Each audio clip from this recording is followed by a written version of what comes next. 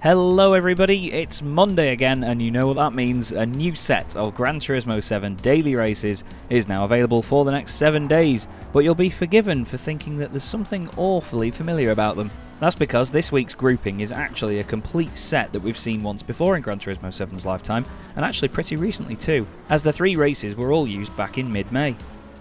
For Race A, you'll be heading to Autodrome Lago Maggiore and the compact East End course. This is the version based on the arena section of the main course, so turns 4 through 9 with the start-finish straight on the climb out of turn 6. Once again, you'll be using the Daihatsu Copen for the race, with the tiny 62 horsepower convertible equipped with comfort medium tyres for this one, making for some slightly loose handling to say the least. Thankfully, it's a no DRSR update event as usual, so neither your driver rating or sportsmanship rating will be affected by the race. Race B heads over to the Michelin Raceway Road Atlanta for racing Group 4 machinery. You can select any vehicle you like from this GT4-like category of production vehicles modified for racing, and recent changes to the balance of performance will mean a slightly different set of cars rising to the top of the times. And note that brake balance settings are once again prohibited. It's a 5-lap sprint around the course with no significant fuel consumption or tyre wear settings and racing hard tyres required, so just get out there for a quick blast. That leaves us with Race C, which takes us to the Red Bull Ring in Austria for a longer 13-lap race in the Group 3 cars. You'll need to be switched on for this event though, as there's a whole load of ways to pick up penalties thanks to mandatory tyres and a high rate of tyre wear. Fuel consumption won't be an issue here, but the 10 times tyre wear multiplier, so each lap generates 10 laps worth of wear, will cause some definite headaches.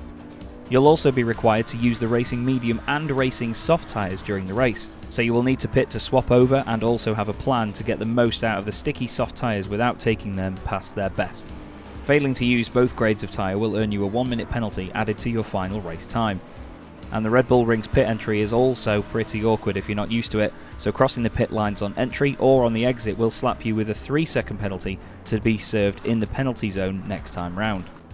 In order to access these daily races, you'll need to unlock Sport Mode in Gran Turismo 7 by completing Menu Book 9, the Tokyo Highway Parade, in the GT Cafe single-player hub. And as always, Gran Turismo 7's daily races will update every Monday across the game's life to date, so there should be a new set on Monday, August the 21st.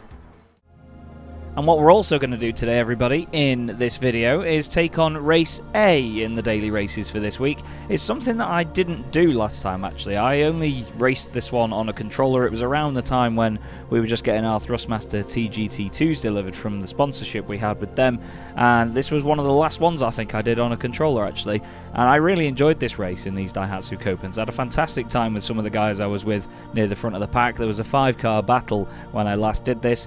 Just looking at the settings, as we've mentioned already in the video, it's just literally 1 times fuel usage, I'm going to say, and 1 times tyre wear. It's a grid start, comfort medium tyres, and there's nothing else that we can really change, to be honest with you. In terms of the car settings though, I'm surprised that they haven't opened up the brake bias like they have done in recent ones. This is literally a copy of what it was like. I believe it was in mid-May that this set of daily races was around. I mean, I'm not complaining too much because I really enjoyed this set of races. It was one of my absolute favourites that I did, but I think that this is going to be a little treat. I really hope that the driving standards are as good as they were when I first did this one, and we'll have to jump in and wait and see. First though, we're going to rent a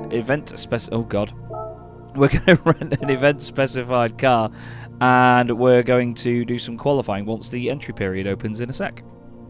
We're going to go for dark green mica, or mica. Quite like this colour on this car.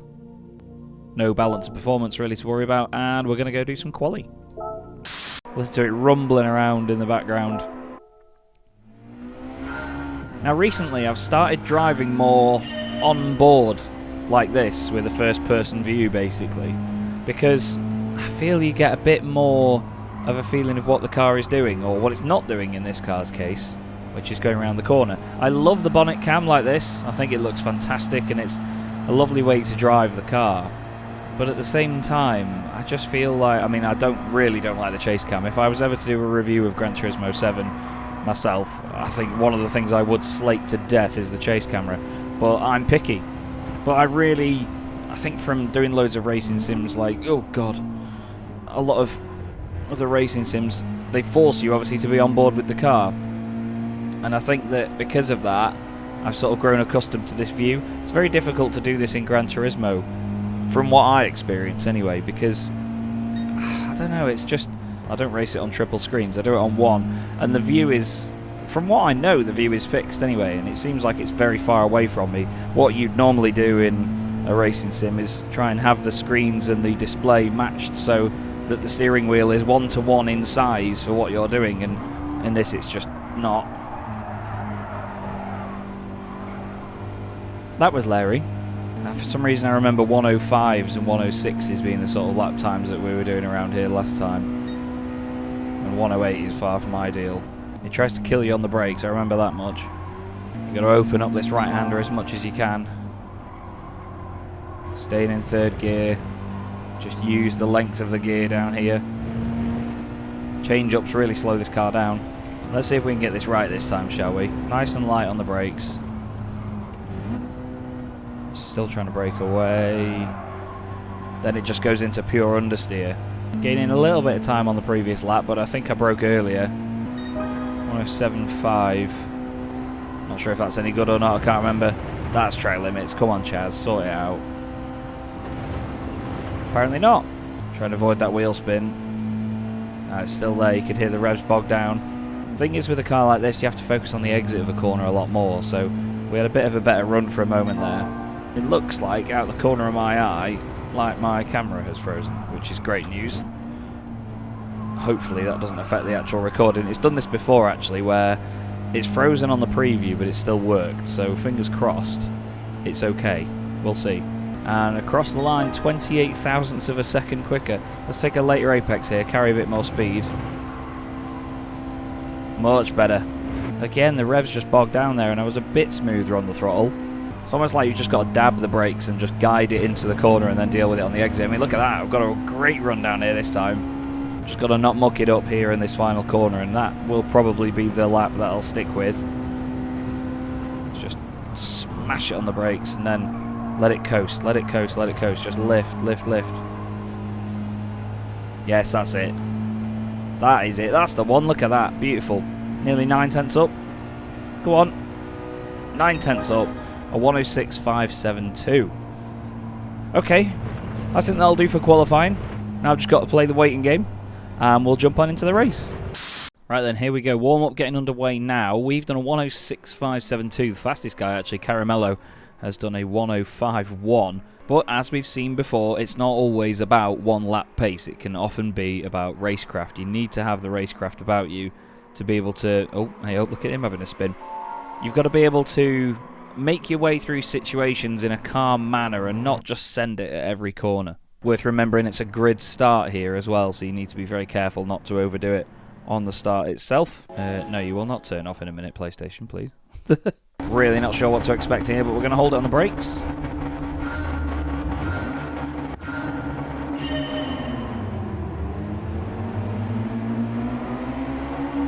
I'm going to get that radar on. Oh, it's already on, actually, in the bottom left.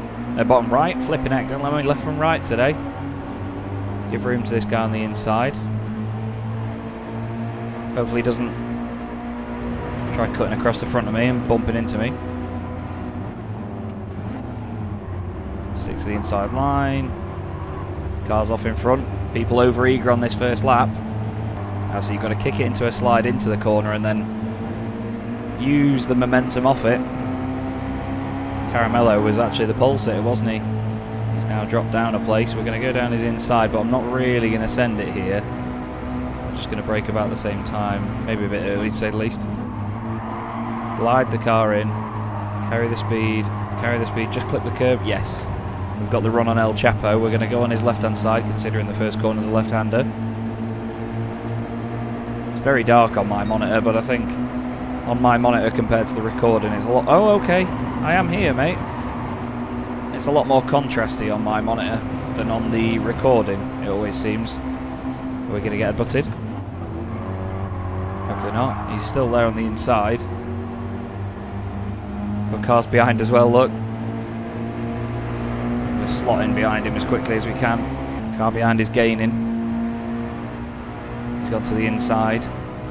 See if we can just brake a little bit earlier. Let him send it up the inside and then we'll get the run on the exit. Oh no, he's run wide and we can't get... Oh no. See, now the problem there is he's gone for a move and it's split us away from the pack in front. I want to try and remain with the leading pack in a race like this. It's all about momentum, not just from corner to corner, but momentum in the race overall. I'll muck that up. The car kicked left on the brakes. Been done by both of them now. But again, look, we've got the run on the exit of the corner instead. This isn't going well. That's gone well though. Look at that. Monster run around the outside of both of these two. Do we cause the issue here? Do we force the issue, I should say?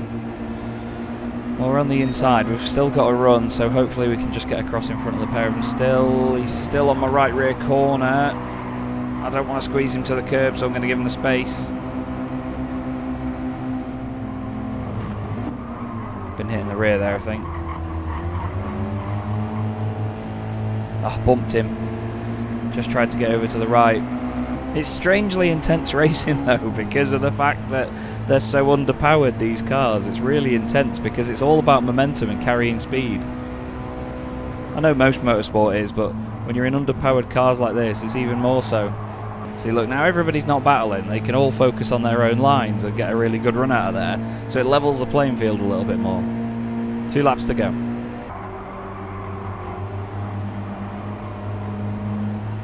I felt like I was late getting on the power there as well. I think for Henry's got the pace on me. That was late on the brakes, Chaz. Oh my god. That's surely a penalty. No? Okay. Well, we'll take that. 1 more lap to go. I'm not sure if I can make anything more of this. It's not been as wild a race as it was the first time I did this, but hopefully this gives you an idea of how intense it still can be. It might get intense if these two carry on battling in front of me and for Henry. There's a penalty there for El Chapo. Don't think it'll help us as much as giving us a podium place, but it could certainly be an improvement. Now Jan doesn't need to move over to the left here. He just needs to sit there where he is. Leave that little bit of space to for Henry, because that boxes him in and doesn't cause any further dramas. Oh, and for Henry's causing further dramas. He's sent it down the inside, they're 3 wide. I've got too excited and I've run wide in the process. I'm not going to beat any of them here. Well, we got to spectate a good race either way, didn't we? And across the line, 7th place. Not my best performance, that I must say. That was still good fun, wasn't it? That's the thing with these races. It can still be quite the laugh. Done the driving marathon for the day anyway and earned myself a few more credits, which is always nice. But that's going to be all from me here on GT Planet for another day and another week of the daily races. Go and enjoy them for yourself. The Daihatsu Copans, once you get used to them, are a real laugh, so I certainly urge you to do that one. And the Red Bull Ring Race can be really good fun on strategy as well. But as I've said, that's all from me. Thanks for watching, and we'll see you again very, very soon.